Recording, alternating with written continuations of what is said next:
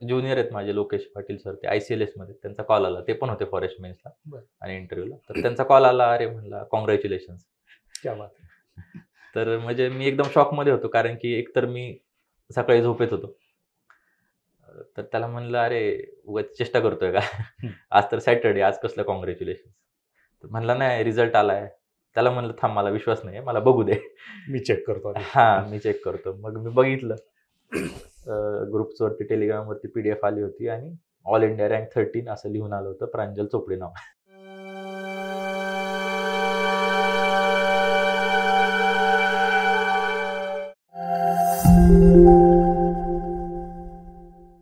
नमस्कार, मी किरण निंबोरे, वास्तव कट्ट्यावरती आपल्या सर्वांचं स्वागत. UPSCने घेतलेल्या इंडियन फॉरेस्ट सर्व्हिस 2022 या परीक्षेमधून भारतामधून 13व्या क्रमांकाने उत्तीर्ण होऊन IFS पदी निवड झालेले प्रांजल चोपडे सर आज आपल्यासोबत वास्तव कट्ट्यावरती आहेत. सर, आपलं वास्तव कट्ट्यावरती स्वागत. नमस्कार. Thank you sir. खरं तर MPSCने पूर्ण सिलेबस UPSC प्रमाणे केलेला आहे. आज जे नवीन विद्यार्थी अभ्यास करतायत त्यांना त्या सिलेबसला फेस करायचं आहे आणि एकंदरीत सरांना ऑल इंडिया 13 म्हणजे 13व्या क्रमांकाने पोस्ट त्यांना मिळालेली आहे. हा त्यांचा जो प्रवास आहे, या प्रवासामध्ये त्यांना कशा पद्धतीने त्यांचा प्रवास होता, कशा पद्धतीने त्यांची अभ्यास पद्धती होती, सगळ्या गोष्टींवरती आज सरांसोबत आपण चर्चा करणार आहोत. सर, आपलं पुन्हा एकदा वास्तव कट्ट्यावरती स्वागत. धन्यवाद सर. सर, तुम्ही UPSCची तयारी करताय, तुम्हाला तुमची IFS पदी निवड झालेली आहे. कदाचित तुमची पुढची देखील स्वप्न असतील, तुमचा प्रवास हा चालू राहणारच असेल. नक्कीच. हे असं वैयक्तिक माझं मत आहे. हो, कारण नक्कीच. एकंदरीत आपण स्पर्धा परीक्षा आजपर्यंत जेवढ्या अधिकाऱ्यांच्या मुलाखती घेतल्या त्याच्यावरून अंदाज येतोच. हो.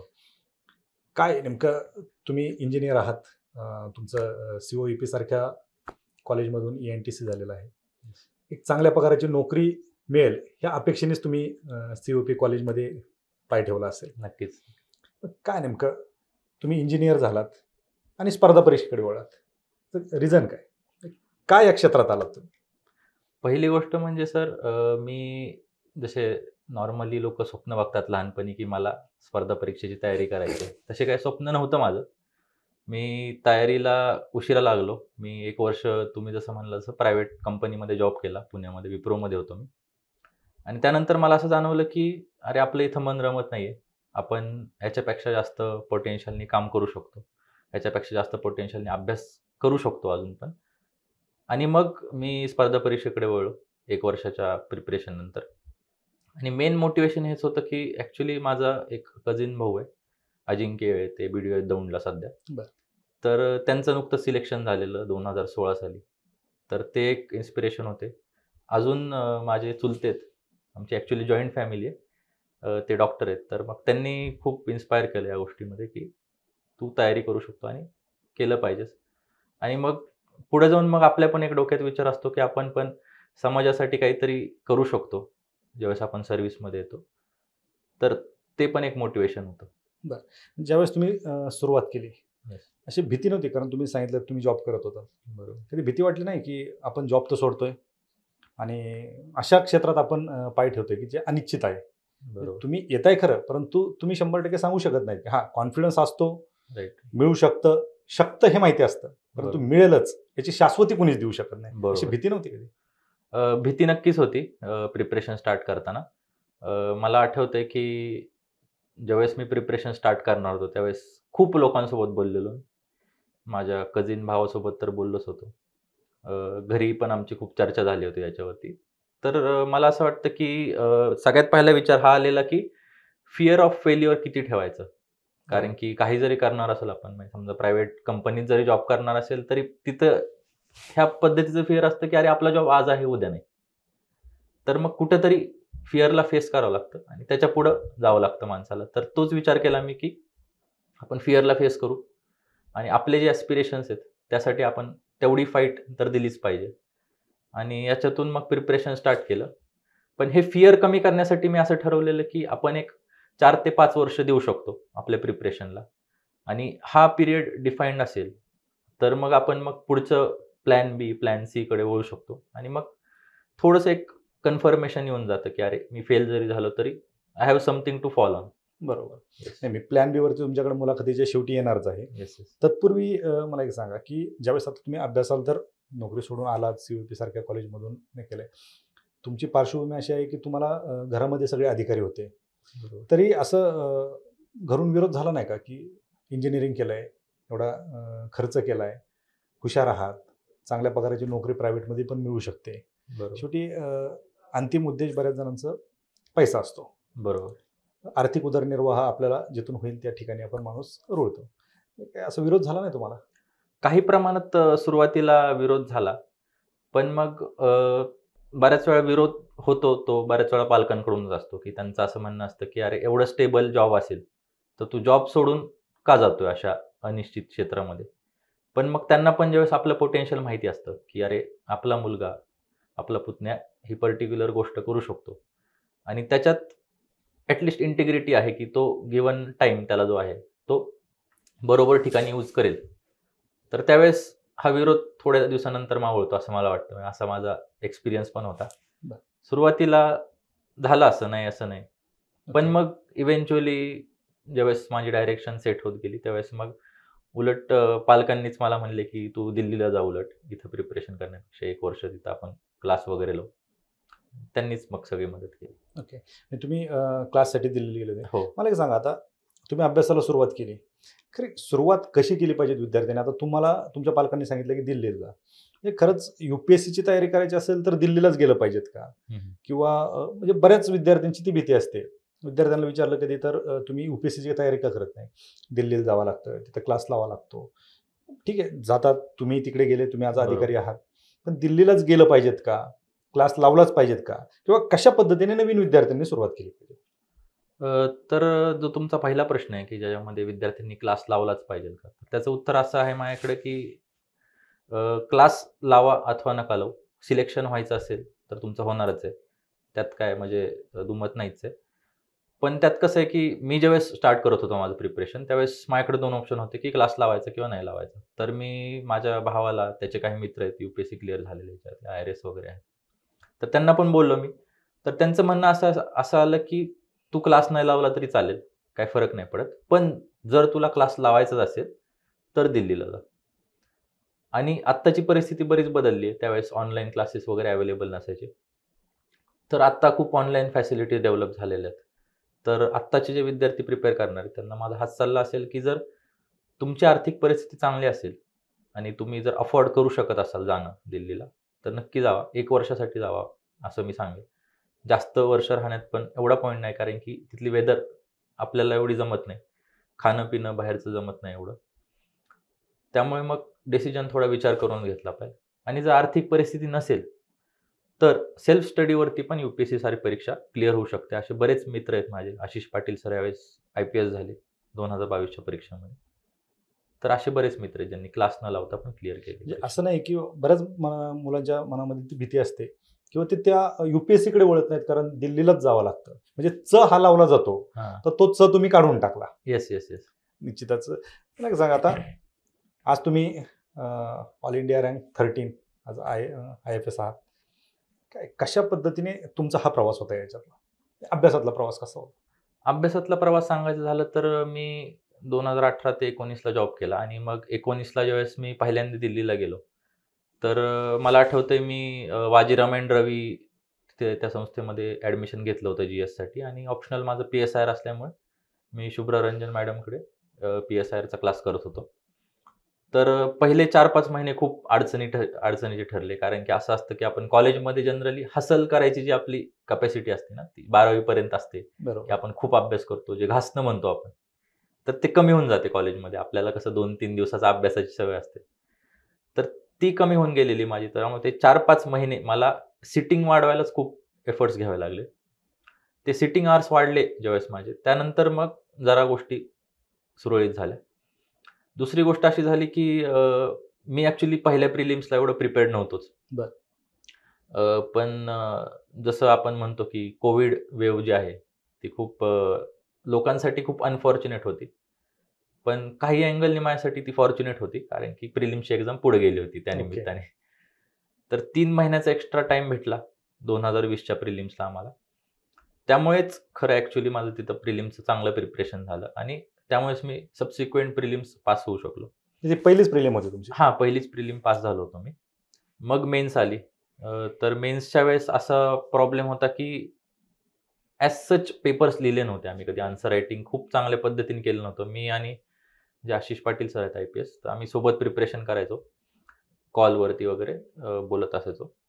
तर मग आम्ही ठरवलं, की अरे आपला पेपर कंप्लीट करण्यापासूनचे प्रॉब्लेम्स आहेत.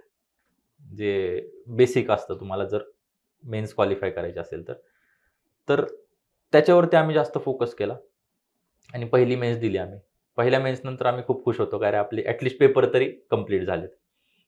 ते कंप्लीट झाल्यानंतर म्हटलं, ठीक आहे आपण आता रिझल्टची वाट बघू.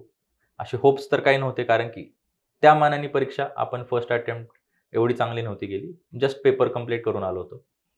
रिझल्ट आले, आमच्या दोघांचं पण झालं नव्हतं. मग मार्क्स आले त्या मेन्सचे. त्यावेळेस माझी 4 मार्कांनी राहिलेली मेन्स एकचा कट ऑफ. आशिषचा अराउंड 5-6 मार्कांनी राहिलेला.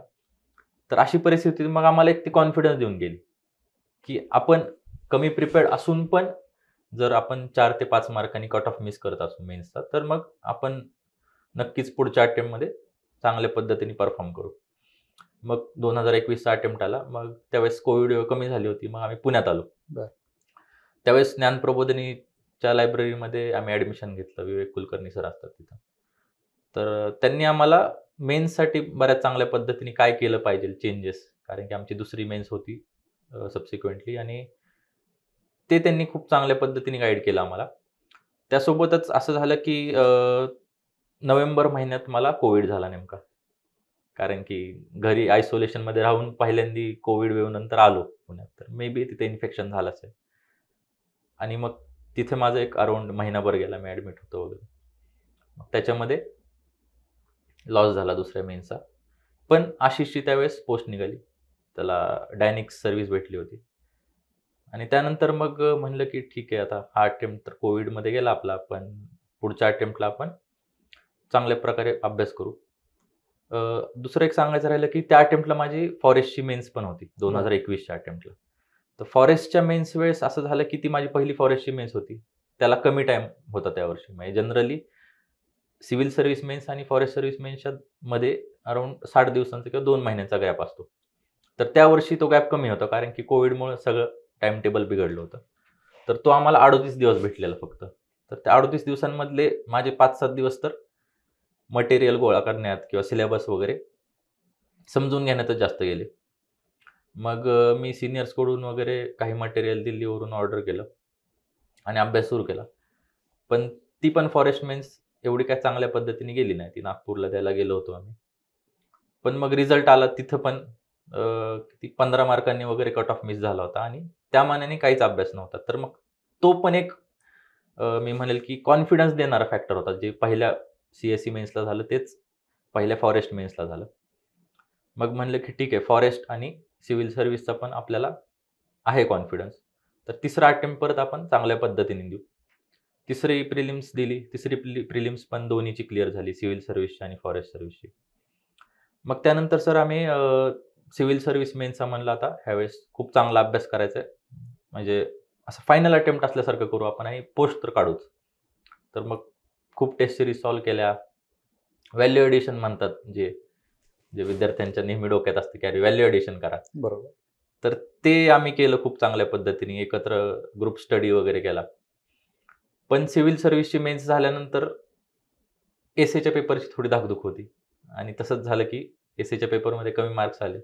GS आणि ऑप्शनलमध्ये म्हणावं तसे वाढले नाहीत मार्क काय. त्यामुळे ती पण सिव्हिल सर्व्हिसची मेन्स गेली. ती सिव्हिल सर्व्हिसची मेन्स गेल्यानंतर म्हणजे तो 6 डिसेंबर 2022ला आय थिंक रिझल्ट लागला. आणि त्यानंतर म्हणजे असं थोडंफार डिवास्टेटेड होतं की अरे आता काय करायचं काय नाही. तोपर्यंत फॉरेस्ट सर्व्हिसची मेन्स पण झाली होती आमची, जी नोव्हेंबर महिन्यात झाली होती. मग म्हणलं अरे सिव्हिल सर्व्हिसची क्लिअर होत नाही, फॉरेस्टचं काय माहिती काय होईल. तर बघू आपण थांबू रिझल्टपर्यंत. मग म्हणलं की थोडंसं आपल्याला ब्रेकची गरज आहे. मग मित्रांसोबत आम्ही जरा फिरायला गेलो पॉंडिचेरीला. बंगलोरचे मित्र आहेत काही. तर ते फिरून आल्यानंतर मग घरी होतो थोडे 8-10 दिवस आणि एवढ्या लवकर एक्सपेक्टेड नव्हता आमचा फॉरेस्ट मेन्सचा रिझल्ट. तर तो इव्हेंच्युअली 23 डिसेंबरलाच आला आणि मी फॉर्च्युनेटली पास केली होती एक्झाम. तर मग हा परत एक कॉन्फिडन्स देणारा फॅक्टर राहिला की आपण ॲटलिस्ट UPSC पॅनलच्या समोर जाऊन इंटरव्ह्यू देण्या इतपत तरी आपलं प्रिपरेशन झालेलं आहे. बरोबर. ते सिव्हिल सर्व्हिस असो नाही तर फॉरेस्ट सर्व्हिस असो. तर तो एक आनंद होता. पण मग असं ठरवलं की अरे मार्क माहीत नसतात आपल्याला. आपण क्लिअर तर केले, पण मार्क तर माहीत नाहीयेत. तर मग आता काय करायचं किंवा कसं प्रिपेअर करायचं? तर तिथं ॲक्चुअली सीनियर्सचा आणि जे प्रिपेअर करणार होते त्यांचं असं म्हणणं आलं सगळ्यांचं, की "तू हा विचार कर की तुला मॅक्सिममच मार्क आहेत." तो एक कॉन्फिडन्स घेऊन जातो. कारण की आपण जर डोक्यात विचार करत राहिला, "अरे माझा जस्ट कट ऑफ क्लिअर झालाय आणि मला इंटरव्ह्यूला समजा 200 पाडायचे तरच मी लिस्टमध्ये असणार आहे." तर मग प्रिपरेशन करताना आपल्या कुठेतरी डोक्यात येतं, की "अरे माझं बरोबर चाललंय ना? नाही चाललं असेल तर आता मग कसं होणार?" त्यापेक्षा हेच विचार करायचा, की आपल्याला कट ऑफपेक्षा एक 100 मार्क जास्तच असतील आणि आपण होऊन जाऊ. तर तोच विचार मी केला आणि इंटरव्ह्यूचं सगळ्यात जास्त प्रिपरेशन असं मला वाटतं, की म्हणजे ॲक्चुअली इंटरव्ह्यूचंच केलं. प्रिलिम्स, मेन्स आणि इंटरव्ह्यूमध्ये मी जास्त प्रिपेअर इंटरव्ह्यूलाच केलं होतं. त्याच्यामध्ये पहिली गोष्ट ज्ञानप्रबोधिनीला असल्यामुळं मग सरांनी एक ॲक्चुअली आमची पर्सनॅलिटी प्रोफायलिंगची टेस्ट घेतली होती. तर त्या टेस्टमध्ये ॲक्चुअली कुठली पण ह्युमन पर्सनॅलिटी आहे ती 16 प्रकारांमध्ये डिव्हाईड करून दिलेली त्यांनी आणि त्यांनी मग एक आयडियल कसं असावं सिव्हिल सर्व्हंटनी, त्या पर्सनॅलिटीचे काही ट्रेट्स असतात ते सांगितले होते. बरं. आणि मग माझी एका प्रकारची पर्सनॅलिटी आली. तर त्याच्यामध्ये मग मला माझ्या आन्सर्समध्ये कुठले ट्रेट्स दाखवले पाहिजे जास्त चांगल्या पद्धतीने ते सांगितलं. त्यामुळे असं झालं, की मला समजा मला एक सजेशन आलेलं, की तुम्ही तुमच्या आन्सरमध्ये एम्पॅथी जास्त दाखवा. कारण की तुम्ही जर नॅचरल आन्सर देत असाल, तर त्यातनं एम्पॅथी असं जाणवत नाही लोकांना. तर मग ते डेलिब्रेटिव्ह प्रॅक्टिस जी असते, ती इंटरव्ह्यूची झाली. त्यासोबतच आम्ही मेन्सला गेलेलो त्यावेळेस थोडंफार एक्सपिरियन्शियल लर्निंग जे म्हणतो आपण, ते करायचा प्रयत्न केला. आम्ही ताडोबाच्या जे नॅशनल पार्क आहे, तिथं व्हिजिट केलं. तिथं ॲक्चुअली फॉरेस्ट सर्व्हिस काय असते, त्याच्याबद्दल जास्त समजलं. पुढे जाऊन मग हॉबीज वगैरे आपण डॅफमध्ये भरत असतो. तर त्याच्यामध्ये मग मी गार्डनिंगची हॉबी टाकली होती. मग गार्डनिंग कसं असतं आपल्या घराच्या आजूबाजूला गार्डन असतंच. बरोबर. काही ना काही झाडं असतातच. तर त्या पद्धतीची झाडं होते. पण मग असं सायंटिफिक पद्धतीने जी थिअरी आहे गार्डनिंगची, ती शिकावी म्हणलं तर मग म्हणलं ठीक आहे आपण पुस्तक आणू. मग आपवळून चौकात जाऊन जे ट्रॅडिशनली आपण पुस्तक आणतो, ते आणले, ते वाचले. मग एक मला Instagramवरती एक ॲड दिसली, की गार्डनिंगचं वर्कशॉप आहे पुण्यामध्ये. बरं. तर ते पण केलं मी. म्हणलं ठीक आहे, टाईम पण आहे. आपण लिहिलं पण आहे ड्राफ्टमध्ये, तर ती गोष्ट करू. त्याच्यापुढं मग असं झालं, की आपण सध्या पुण्यात राहतो हे ड्राफ्टमध्ये कुठेतरी दिसतं किंवा COEPला ग्रॅज्युएशन केलं तर मग पुणे हा शब्द येतो. तर मग अर्बन फॉरेस्ट्रीवरती काहीतरी प्रश्न येऊ शकतात. तर मग पुण्यामध्ये काही NGOज आहेत, त्या एक ट्री वॉक नावाचा कन्सेप्ट असतो. म्हणजे मगरपट्टा किंवा आपले आराईची टेकडी आहे किंवा तळजाईल असेल. अशा ठिकाणी एक व्हॉलंटियर असाइन करतात आणि असे विद्यार्थी किंवा लोकं जातात आणि मग त्यांना ते झाडांबद्दल माहिती सांगतात. अर्बन फॉरेस्ट्रीबद्दल जे खरंच एक्सपिरियन्शियल लर्निंग आहे ते ट्री वॉक्स थ्रू झालं माझं.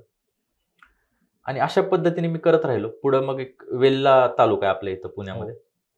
तर तिथं ज्ञानप्रबोधिनीचं एक आमची एक एक्सपिरियन्शियल लर्निंगसाठी एक गाव भेट म्हणून असते 26 जानेवारीला. आपल्याला माहीत असेल की ग्रामसभा असते प्रत्येक गावामध्ये. मग कशी कंडक्ट करतात, त्याच्यामध्ये ठराव कसे पास करतात. मग महिला सभा आदल्या दिवशी असते, ती कशी करण्यात येते. ते सगळं करायसाठी अरेंज केलेलं ते. तर त्यासाठी मी गेलो होतो. माझ्यासोबत अजून एक सिलेक्ट झालेले आहेत योगेश पोरकर सर म्हणून. त्यांचा 89 रँक आलेला आहे. तर आम्ही दोघं सोबत गेलो होतो. तर ते पण खूप चांगलं लर्निंग होतं आमच्यासाठी असं मला वाटतं. आणि मग त्याच्यानंतर म्हणलं आता आपण आहे फुल प्रिपेअर्ड. मॉक इंटरव्ह्यूज 15-16 दिलेत. तर जाऊ आपण आता इंटरव्ह्यूला. तर स्पेसिफिकली इंटरव्ह्यूचा एक्सपिरियन्स असा होता सर, की म्हणलं ठीक आहे आपण प्रिपेअर्ड आहे इंटरव्ह्यूला, नोट्स प्रिपेअर्ड आहेत, ट्रान्सक्रिप्ट वाचलेलं आहे, त्याचे आन्सर्स बऱ्याच प्रमाणात प्रिपेअर्ड आहे. तर आपण जाऊन आता फायनली इंटरव्ह्यूला तर ॲव्हरेजपेक्षा जास्तच मार्क पडतील आणि होऊ सिलेक्ट असा थोडाफार कॉन्फिडन्स होता. मी गेलो इंटरव्ह्यूला तर योगेश सर आणि माझा एकत्रच इंटरव्ह्यू होता. बरं. म्हणजे एकाच दिवशी सेम पॅनल. योगेश सर पण बारामतीचेच. बरं. त्यांचं स्कूलिंग पण सेम इन्स्टिट्यूट विद्याप्रतिष्ठानमध्येच. आमचं 11वी-12वीचं कॉलेज TC कॉलेज आहे ते सेमच. बारामती परत पुणे. ते फक्त FC कॉलेजला शिकले तेवढंच. तर ते असं झालं की आमचं बॅकग्राऊंड सेम, पॅनल एक, दिवस एक आणि इंटरव्ह्यू एकामेकांच्या मागं. बर. तर त्यांचा पहिला आला इंटरव्ह्यू, माझा लास्टला होता. तर मला आठवते की त्यावेळेस मला एक आपली मनात धाकधूक असते, अरे प्रोफाईल तर सेमच आहे आपलं आणि मग क्वेश्चन सेम येतात आणि मग असं वाटतं की इथं कुठेतरी कंपॅरिझन होऊ Comparison शकतं. होऊ शकतं. बरोबर. तर ते कंपॅरिझनमुळे आपल्या मनात भीती असते की असा काय प्रॉब्लेम झाला की त्यांचा जास्त इम्प्रेसिव्ह असेल इंटरव्ह्यू, आपला तेवढा इम्प्रेसिव्ह नसेल किंवा आपलं कंपॅरिझन झालं, त्यांचे मार्क्स आधीच एंटर करणार, आपले नंतर करणार, तर मग आपण कुठेतरी मागं पडू शकतो, असा विचार आला. पण म्हणलं जाऊ द्या, आपण आता सध्या हे विचार करायचं काय पॉईंट नाहीये, बरोबर. जे आहे ते फेस करू. म्हणजे जे आपण म्हणलो की फिअर असतं का नाही, तर फिअर हे फेस केल्यानंतरच आपल्याला चांगल्या पद्धतीने हँडल करता येतं. मग गेलो इंटरव्ह्यूला. इंटरव्ह्यू पण खूप म्हणजे नॉन कन्व्हेन्शनल पद्धतीने झाला. जनरली फॉरेस्ट सर्व्हिसचे फॉरेस्टवरती काही प्रश्न विचारले जातात, काही फॅक्च्युअल असतात. तर सुरुवातच अशी झाली माझ्या इंटरव्ह्यूची की you seem to be a thoughtful person, so do you prefer thinking or action. बरं. म्हणजे असा ॲक्च्युअली थॉट प्रोव्होकिंग जो प्रश्न असतो आणि आपल्याला वाटतं की अरे बाउन्सर आहे, असे प्रश्न येत गेले.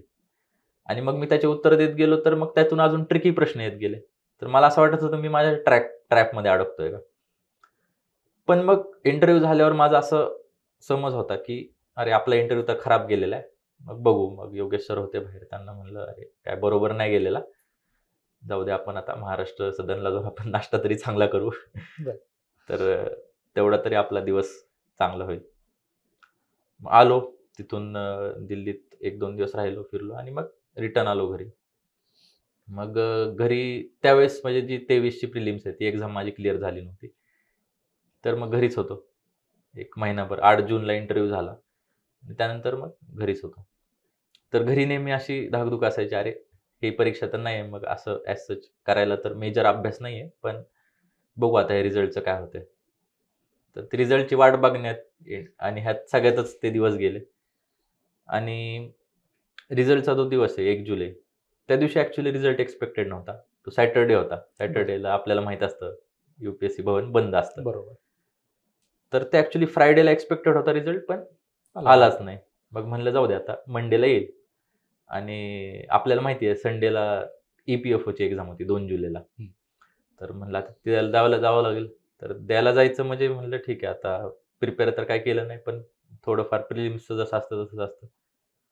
तर जाऊन आपण ॲटलीस्ट देऊन येऊ परीक्षा. तर मी शनिवारी निघणार होतो. 11, 11:30, 12 वाजता निघणार होतो बारामतीवरून. म्हटलं 2 तासात पोहोचू पुण्याला आणि मग दुसऱ्या दिवशी परीक्षेला जाऊन देऊन येऊ परीक्षा. तेवढ्यात एक ज्युनियर आहेत माझे लोकेश पाटील सर, ते ICLSमध्ये. त्यांचा कॉल आला. ते पण होते फॉरेस्ट मेन्सला बरं. आणि इंटरव्ह्यूला. तर त्यांचा कॉल आला. अरे म्हणला काँग्रॅच्युलेशन्स. क्या बात है! तर म्हणजे मी एकदम शॉकमध्ये होतो, कारण की एकतर मी सकाळी झोपेत होतो. तर त्याला म्हणलं, "अरे उगाच चेष्टा करतोय का? आज तर सॅटर्डे, आज कसलं काँग्रॅच्युलेशन्स?" तर म्हणला, "नाही, रिझल्ट आलाय." त्याला म्हणलं, "थांब, मला विश्वास नाही आहे. मला बघू दे." मी चेक करतो आधी. हां, मी चेक करतो. मग मी बघितलं. ग्रुप्सवरती, टेलिग्रामवरती PDF आली होती आणि ऑल इंडिया रँक 13 असं लिहून आलं होतं, प्रांजल चोपडे नाव. बरं. तर तो म्हणजे एकदम असा गुजबम्प्सवाला जो मोमेंट असतो, तो होता माझ्यासाठी.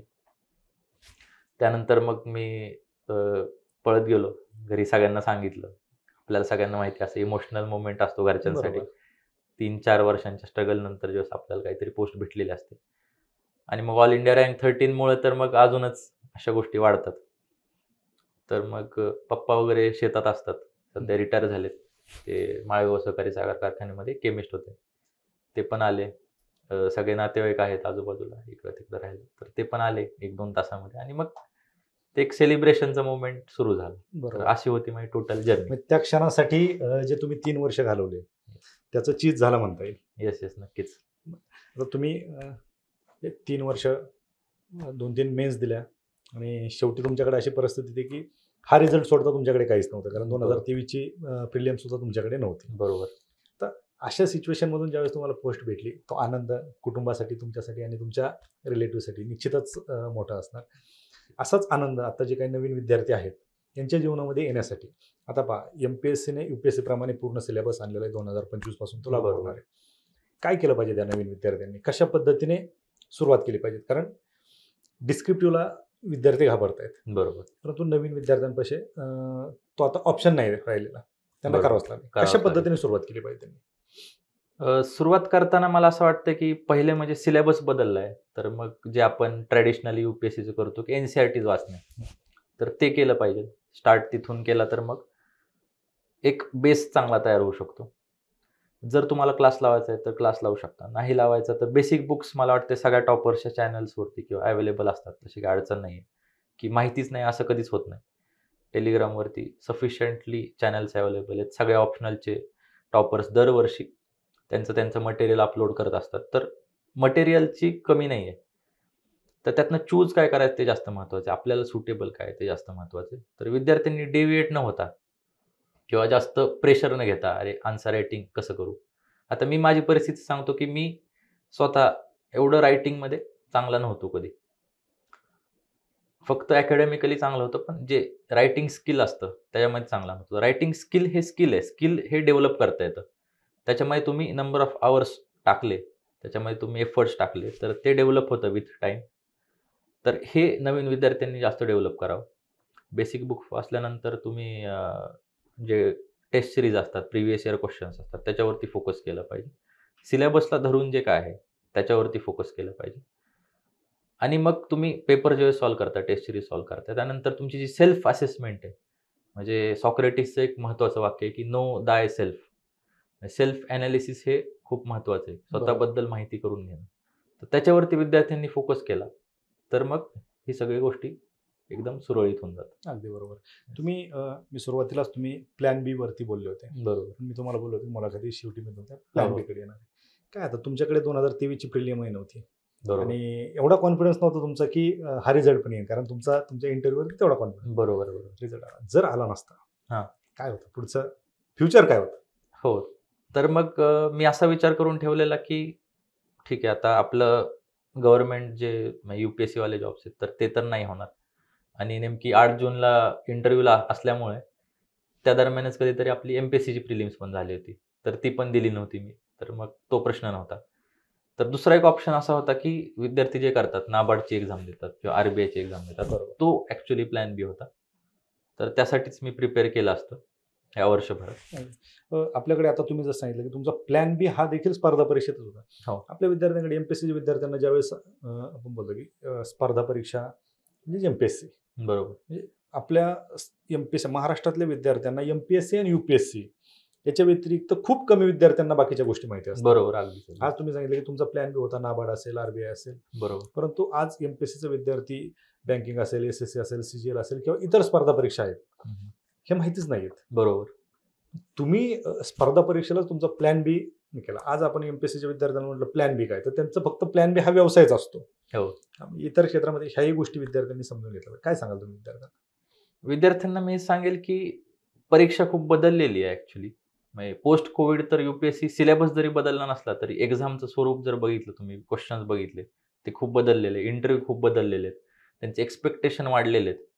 आणि नवीन विद्यार्थी सिलेक्ट होण्याचं कारण हेच आहे, की त्यांचे एक्स्पेक्टेशन बदललेले आहेत आणि त्यानुसार जर जुन्या विद्यार्थ्यांनी स्वतःला मोल्ड केलं नाही, की प्लॅन बी बद्दल विचार करणे किंवा बाकी एक्स्ट्रा करिक्युलर ॲक्टिव्हिटीज करत राहणे प्रिपरेशनसोबत, तर मग आपल्याला पण चेंज व्हायला त्रास होतो. तर प्लीज ह्या MPSC और UPSCची एक्झाम होत नसतील, तर नक्कीच 3 ते 4 वर्षानंतर तुम्ही शिफ्ट झालं पाहिजे कुठेतरी. अगदी बरोबर. आणि त्यात काहीच वाईट नाही. म्हणजे प्रॉब्लेम असा आहे ना सोसायटीचा आपल्या, की ही पोस्ट आहे आता समजा IAS, IPS और IFS किंवा IRS जे काय असेल, तर त्याला ग्लॅमर जास्त आलेलं आहे. तसं बघायला गेलं तर जॉबच आहे हा फक्त. बरोबर. तुम्हाला सकाळी 9 वाजता जायचं ऑफिसमध्ये आणि जे तुमचं एंड टाईम आहे त्यावेळेस परत यायचं आहे. पण बऱ्याच वेळा असं म्हणजे महेश भागवत सर आपल्याला माहीत असतील, तर ते नेहमी सांगत असतात, की अननेसेसरी ग्लॅमर अटॅच झाल्यामुळे या सर्व्हिसला विद्यार्थ्यांना उगाच अट्रॅक्शन तयार होतं आणि मग काही वेळेस कदाचित काही विद्यार्थ्यांची कपॅसिटी पण नसते तसं बघायला गेलं तर प्रिपेअर करायची. तर मग ते ओढले जातात ह्याच्यामध्ये, त्यांना त्रास होतो, पेरेंट्सला त्रास होतो या सगळ्या गोष्टीचा. तर ते अव्हॉइड केलं पाहिजे. आपण सेल्फ एनालिसिस जे म्हणलं ते जर चांगलं केलं तर ह्या गोष्टी अव्हॉइड होऊ शकतात आणि कुठं थांबायचं ते कळतं. म्हणजे तुम्ही सिलेक्ट होत नसाल तर फक्त हेच कारण नसतं की तुम्ही केपेबल नाही. बऱ्याच वेळा असं असतं की आपलं लक वर्क होत नाही. पण मग फायनल एम काय असतं माणसाचं, की आपल्याला स्टेबल जॉब भेटावा, आपले पेरेंट्स और आपली फॅमिली चांगली राहावी. तर मग जे कुठं थांबायचंय ते समजलं, तर मग प्लॅन बीकडे वळता येईल आणि ते प्लॅन बी डायव्हर्सिफाईड असेल, तर जास्त फायदा होतो. तर प्लॅन बीमध्ये डायव्हर्सिफिकेशन म्हणजे काय? तर जर तुम्ही बँकिंग साईडला गेला, तर नाबार्ड, आर-बी-आय वगैरे सेबीच्या परीक्षा असतात. तर ह्याच्याकडे तुम्ही जसं म्हणला तसं एम-पी-एस-सीचे विद्यार्थी वळत नाहीत. बरोबर. ठीक आहे. पण ह्या परीक्षांकडे वळून पण तुम्ही सिव्हिल सर्व्हिसचं प्रिपरेशन चालू ठेवू शकता. हे ह्याचा प्लस पॉइंट आहे. दुसरे प्लॅन बी काय असतात, की प्लॅन एला पूर्ण सोडूनच म्हणजे यू-पी-एस-सी, एम-पी-एस-सी ह्या फील्डमधनंच निघून जे तुम्ही म्हणता व्यवसाय वगैरे करणे, त्याकडे वळतात. तर ते एकदम शेवटच्या अटेम्प्टवाले वगैरे ते ट्राय करू शकतात, की ज्यांना बाबा आता परत काय होप्सच नाही. ते पुढचा अटेम्प्ट कधी देणारच नाहीत. तर ते लोकं मे बी प्रायव्हेट जॉब खूप चांगल्या पद्धतीने चालू आहेत. तुम्हाला माहीत असेल, की कोविड वेव्ह नंतर म्हणजे आय-टी सेक्टरमध्ये एवढी जास्त बूम झाली आहे. म्हणजे आमचे जे बरोबर.